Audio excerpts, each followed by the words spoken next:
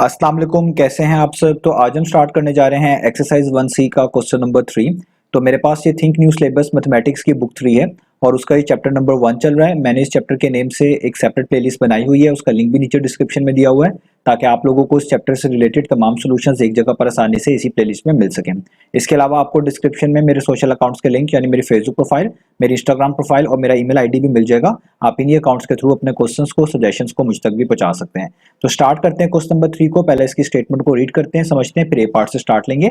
तो यहाँ पे लिखा हुआ है in each of the following cases make the letter in the brackets the subject of the formula. तो आपको कहा जा रहा है कि क्वेश्चन नंबर 3 के डिफरेंट पार्ट्स में आपको डिफरेंट केसेस प्रोवाइड किए गए हैं। आपने इन तमाम केसेस में वो वाले लेटर को जो कि ब्रैकेट्स में लिखा हुआ है उसको फॉर्मूला का सब्जेक्ट बनाकर दिखाना है। और इससे पहले भी पिछले 2 क्वेश्चन में मैं आपको मैं चीज सिखा चुका हूं कि किसी भी वेरिएबल को, किसी भी चीज को सब्जेक्ट बनाने का मतलब होता है उसको सेपरेट करना, उसको इक्वलिटी साइन के एक तरफ रखना, बाकी तमाम चीजों को इक्वलिटी साइन के दूसरी तरफ लेके जाना। इसी को हम बोलते हैं सब्जेक्ट बनाना। और जब आप किसी चीज को सब्जेक्ट बनाते हैं तो बेसिकली आप उसका एक तरह का फॉर्मूला ही बना लेते हैं जिसमें आप बड़ी आसानी से उसका रिलेशनशिप बाकी तमाम वेरिएबल्स के लिहाज से बता रहे होते हैं और उसकी वैल्यू बड़ी आसानी से निकाल पाते हैं। तो यहाँ पर भी क्वेश्चन नंबर 3 के तमाम पार्ट्स में आपको जो लेटर्स ब्रैकेट्स में दिए जाएंगे आपने उन्हीं को अपनी गिवन इक्वेशन में से सब्जेक्ट बना के दिखाना है, यानी उनको सेपरेट करना है। अब आपकी मर्जी है, चाहे आप इक्वलिटी साइन के उसको राइट साइड पे सेपरेट कर लें या लेफ्ट साइड पे सेपरेट कर लें, लेकिन वो बिल्कुल आइसोलेटेड होना चाहिए, बिल्कुल अलग से होना चाहिए और बाकी तमाम चीजें इक्वलिटी के दूसरी तरफ ही होनी चाहिए। इसी को हम बोलते हैं सब्जेक्ट बनाना। तो अगर आप देखें यहाँ पर ए पार्ट से हम स्टार्ट लें तो यहाँ पे लिखा हुआ है cube root of h minus k. h minus q है और उसके ऊपर रेडिकल सिंबल है जिसको हम क्यूब रूट पढ़ते हैं, और ये पूरा cube root of h minus k equal है m के। और आगे आप देखें यहाँ पर ब्रैकेट्स के अंदर लेटर h लिखा हुआ है, इसका मतलब है आपने इस h लेटर को सब्जेक्ट बनाकर दिखाना है, इसको सेपरेट करके दिखाना है। तो एक चीज याद रखिएगा, अगर आपने किसी भी वेरिएबल या लेटर को सेपरेट करना हो और उसके ऊपर कोई ना कोई रेडिकल साइन हो, चाहे वो स्क्वायर हो या स्क्वायर रूट हो, तो वहां पर हमें कोई पार्ट्स वगैरह दोनों साइड्स पर अप्लाई करनी पड़ती है उनको कैंसिल करने के लिए। तो अगर आपके पास कहीं पर क्यूब रूट मेंशन हो तो क्यूब रूट को हमेशा कैंसिल आउट करने के लिए दोनों तरफ क्यूब लेना पड़ता है, क्योंकि क्यूब और क्यूब रूट आपस में कैंसिल आउट हो जाते हैं और इस तरीके से हम उस रेडिकल साइन को रिमूव कर पाते हैं। तो अगर आपने इस एज की वैल्यू को यहाँ पर फाइंड आउट करना है, इसको सेपरेट करना है, तो आपको इस रेडिकल साइन को खत्म करना पड़ेगा जो कि क्यूब रूट है, और क्यूब रूट को खत्म करने के लिए दोनों तरफ हमेशा क्यूब अप्लाई करना पड़ता है। तो इसलिए मैं यहाँ पे लिखूंगा taking cube on both sides. तो मैंने दोनों साइड्स पे क्या अप्लाई कर देना है, क्यूब। तो यहाँ पे मैं मेंशन भी कर देता हूँ, इस तरह मैं मेंशन कर रहा हूँ taking cube on both side. तो कैसे करेंगे, यहाँ पे जो आपके पास लिखा हुआ है cube root of h minus k, ठीक है, cube root of h minus k, इस पे भी मैंने ये क्यूब अप्लाई कर दिया, और ये जो m लिखा हुआ है इसके ऊपर भी मैं क्यूब अप्लाई कर दूंगा। यहाँ पे भी देखिए मैंने क्यूब अप्लाई कर दिया, तो दोनों तरफ क्यूब अप्लाई कर दिया। तो जब ये वाला क्यूब इस क्यूब रूट से क्या हो जाएगा, कैंसिल। तो यहाँ पर आपके पास सिर्फ बच जाएगा h माइनस के, और यहाँ पर m का जो क्यूब है वो कितना होता है, वो होता है m क्यूब। अब आपने क्योंकि h को जो है वो सब्जेक्ट बनाना है, तो जिसको सब्जेक्ट बनाना होता है उसको हम सेपरेट करते हैं। तो आप देखें यहाँ पर h के साथ जैसे k लिखा हुआ है जो कि इस h में से सब्ट्रैक्ट हो रहा है, तो ये k यहाँ पर सब्ट्रैक्ट हो रहा है, उस तरफ लेके जाएंगे तो ये वहां पर जाके ऐड हो जाएगा, यानी यहाँ पर ये माइनस के है, इक्वेशन के इसको राइट हैंड साइड पे भेजेंगे तो ये प्लस के हो जाएगा, यानी m क्यूब में ऐड हो जाएगा। तो यहाँ पे आ जाएगा m क्यूब प्लस k। और इसी चीज को आप ऐसे भी लिख सकते हैं h is equal to k plus m cube. दोनों के मीनिंग सेम है, मैंने इसलिए लिख दिए ताकि आप कंफ्यूज ना हो। तो अब आप देखिए जो आपके पास फाइनल इक्वेशन आई है इसमें h बिल्कुल सेपरेट है, बिल्कुल अलग से है, और बाकी तमाम चीजें इक्वलिटी के राइट साइड पर अलग से हैं। तो इसी को कहते हैं सब्जेक्ट बनाना। ये आपने h को सब्जेक्ट बना लिया। अब अगर आपको h की वैल्यू चाहिए होगी तो आप जस्ट k की वैल्यू और m की वैल्यू यहाँ पर पुट करेंगे, इसकी राइट हैंड साइड को सॉल्व करेंगे, बड़ी इजीली आपको h की वैल्यू पता चल जाएगी। तो ये एक तरह का h का फॉर्मूला ही बन गया। तो इसको कहते हैं सब्जेक्ट बनाना। तो यहाँ पर ये a पार्ट फिनिश हुआ, अब चलते हैं इसके नेक्स्ट पार्ट की तरफ। तो अब आपको सामने स्क्रीन पर पार्ट नंबर बी लिखा हुआ नजर आ रहा है। तो यहाँ पे लिखा हुआ है b is equal to square root of d plus 4ac, और आगे आप ब्रैकेट्स में देख सकते हैं कैपिटल लेटर d लिखा हुआ है, इसको आपने सब्जेक्ट बनाकर दिखाना है। तो पिछले पार्ट में आपको बताता आ रहा हूं कि जिस भी चीज को सब्जेक्ट बनाना है आपने उसको सेपरेट करना है और बाकी तमाम चीजों को इक्वलिटी साइन के दूसरी तरफ सेपरेट करना है, इस तरह वो चीज सब्जेक्ट बन पाएगी। तो यहाँ पर अगर आप d को सेपरेट करना चाहते हैं तो उसके ऊपर से जो रेडिकल साइन है जिसको हम स्क्वायर रूट पढ़ते हैं, इसको यहाँ से रिमूव करना पड़ेगा। तो अभी पिछले पार्ट में बताया कि रेडिकल साइंस को रिमूव करने के लिए कोई पार्ट्स अप्लाई करनी पड़ती हैं। अगर क्यूब रूट होता तो दोनों तरफ क्यूब अप्लाई करना पड़ता, जैसे ए पार्ट में अप्लाई किया था। तो यहाँ पे आपके पास स्क्वायर रूट गिवन है, तो स्क्वायर रूट को हटाने के लिए हमेशा दोनों साइड्स पर आपको स्क्वायर अप्लाई करना पड़ता है, क्योंकि स्क्वायर स्क्वायर रूट से हमेशा क्या हो जाता है, कैंसिल आउट। तो हम भी यहाँ पर यही करेंगे, हम पहले दोनों साइड्स पर स्क्वायर अप्लाई करेंगे। तो इसलिए हम यहाँ पे मेंशन करेंगे कि taking square on both sides, taking square on both sides, हम दोनों साइड्स पर क्या अप्लाई करने जा रहे हैं, स्क्वायर। तो यहाँ पे देखें बी पे भी मैं स्क्वायर अप्लाई करूंगा, तो यहाँ पे ब्रैकेट्स डाल के ऊपर स्क्वायर लगा दूंगा, और ये जो square root of d plus 4ac लिखा हुआ है इसके ऊपर भी मैं स्क्वायर अप्लाई कर दूंगा, इस तरह राउंड ब्रैकेट्स लगाऊंगा और स्क्वायर लगा दूंगा। तो बी का स्क्वायर तो जस्ट बी स्क्वायर ही होगा, तो इसको आप बी स्क्वायर ही लिखेंगे, और आप जानते हैं स्क्वायर और ये स्क्वायर रूट आपस में कैंसिल आउट हो जाएगा, तो यहाँ पे जस्ट बच जाएगा डी प्लस 4ac।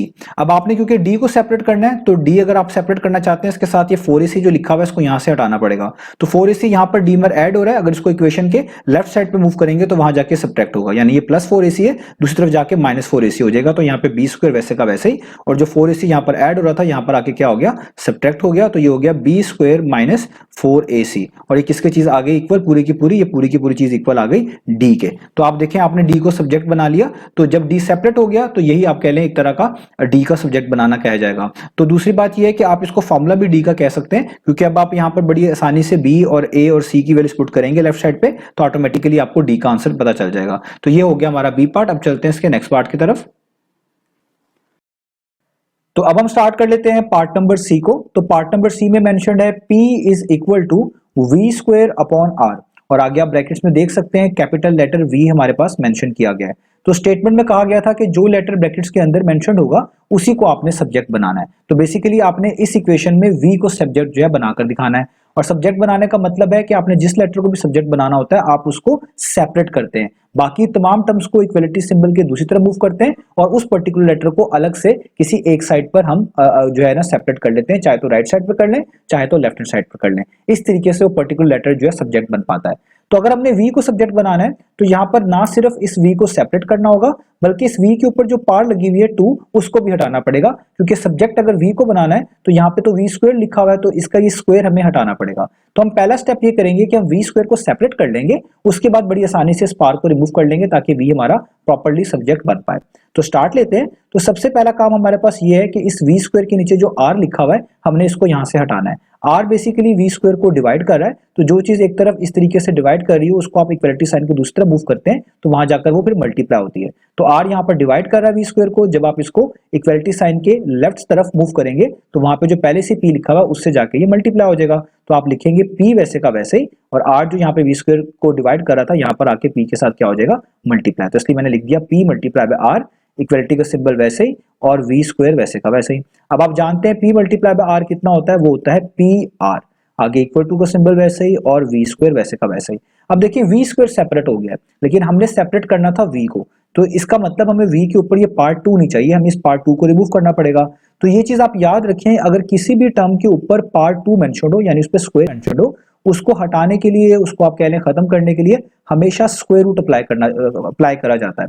जिस तरह आपने पिछले पार्ट में देखा था क्यूब रूट था तो क्यूब अप्लाई किया, स्क्वायर रूट था तो स्क्वायर अप्लाई किया, इसी तरीके से ये वाइस वर्सा प्रोसेस है। अगर कहीं पर स्क्वायर हो तो स्क्वायर रूट अप्लाई करना पड़ता है, स्क्वायर रूट होता है इसको हटाना होता है तो स्क्वायर अप्लाई करना पड़ता है। क्योंकि हमारे पास स्क्वायर है तो स्क्वायर को रिमूव करने के लिए हमें दोनों साइड्स पर स्क्वायर रूट को अप्लाई करना है, इसीलिए हम यहां पे लिखेंगे taking square root on both sides. हमें दोनों साइड्स पर स्क्वायर रूट को अप्लाई करना पड़ेगा, तभी जाकर हमारा ये स्क्वायर खत्म होगा। तो मैं इस पी आर के ऊपर भी देखें स्क्वायर रूट अप्लाई कर रहा हूं, ये मैंने अप्लाई कर दिया पी आर के ऊपर, और वी स्क्वायर के ऊपर भी मैं स्क्वायर रूट अप्लाई कर रहा हूं, ये मैंने इस पे भी स्क्वायर रूट अप्लाई कर दिया। स्क्वायर रूट के हमेशा दो पॉसिबल आंसर होते हैं, एक पॉजिटिव और एक नेगेटिव। कैलकुलेटर आपको पॉजिटिव वन बता रहा होता है, लेकिन कहीं पे भी आप स्क्वायर रूट को इस तरीके से इन इक्वेशंस के केसेस में सॉल्व कर रहे होंगे तो आपने उसके साथ दो साइंस यूज करने होते हैं, एक तो पॉजिटिव ही और दूसरा नेगेटिव, इसलिए मैंने पी आर के पीछे प्लस और माइनस दोनों लिख दिए।